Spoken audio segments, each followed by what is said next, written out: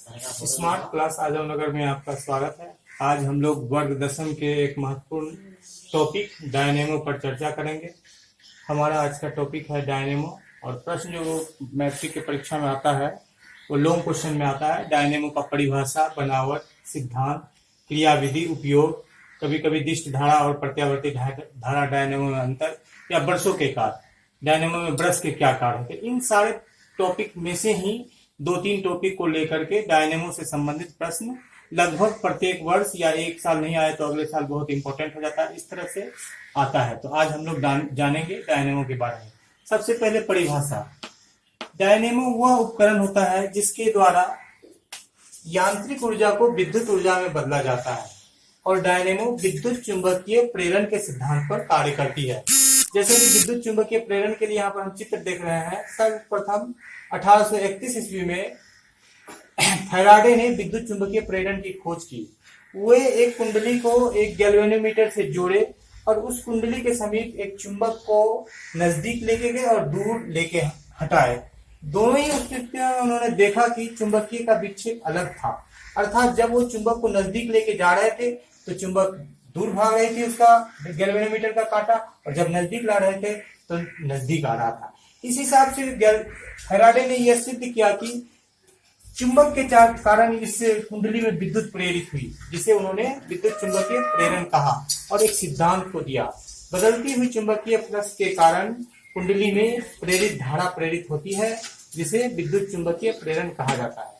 इसी सिद्धांत पर डायनेमो कार्य करता है। जहां तक डायनेमो की बनावट को हम लोग देखें तो इसमें NS एक शक्तिशाली नाल चुंबक होता है, जिसे डायनेमो का क्षेत्र चुंबक भी कहा जाता है, और इसके बीच में एक नर्म लोहे की बनी आर्मेचर ABCD होती है और इसमें बहुत सारे तांबे के तार लपेटे होते हैं। इस आर्मेचर को हम लोग कुंडली भी बोलते हैं। तांबे के तार यहाँ दिख नहीं रहा है चित्र में, लेकिन इसमें लपेटे हुए रहते हैं, जिसको साधारण भाषा में हम लोग कॉइल कहते हैं। और ये आर्मेचर आगे की ओर दो धुरी से जुटी रहती है। धुरी का संबंध ब्रशों से होता है, ब्रश B1 और ब्रश B2 चित्र में दिखाया गया। धुरी को R1 और R2 बोलते हैं और ब्रश चालक तार के द्वारा विद्युत उपकरण से जुड़े रहते हैं।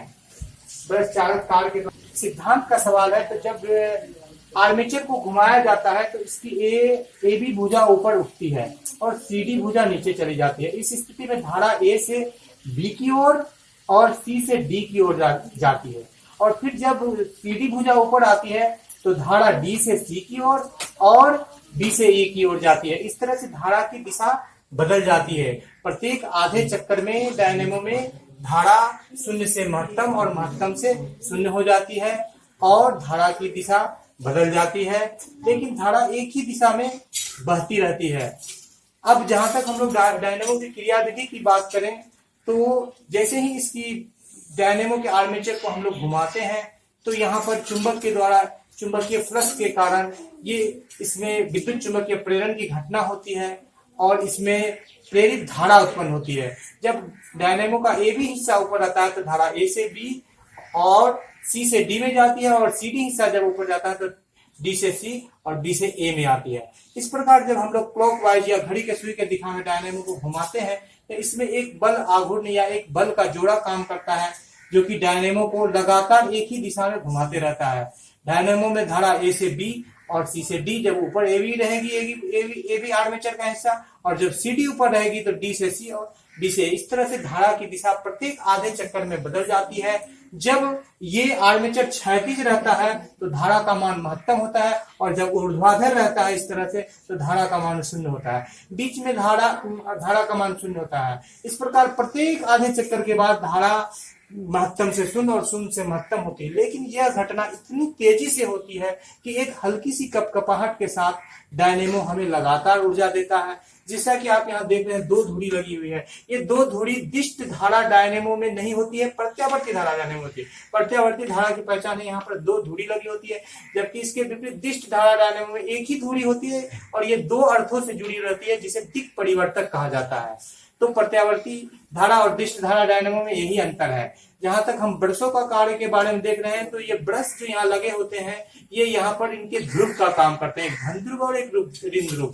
जो धारा यहाँ से उत्पन्न होती है प्रेरित धारा, ये शक्तिशाली चुंबक और इस आर्मेचर के द्वारा ये धुरी तक आती है, धुरी से ब्रश में जाती है और ब्रश चालक तार से जुड़े होते हैं, तो चालक तार के द्वारा ये धारा विद्युतीय उपकरण तक चले जाते हैं और विद्युतीय उपकरण काम करने लगते हैं। इसी कारण से हम लोग डायनेमो को विद्युत जनित्र भी कहा जाता है। और डायनेमो का उपयोग बहुत सारे विद्युत उपकरणों को चलाने में, जैसे टीवी, हीटर, पंखा, फ्रिज या छोटे बड़े मशीन को चलाने में किया जाता है। धन्यवाद।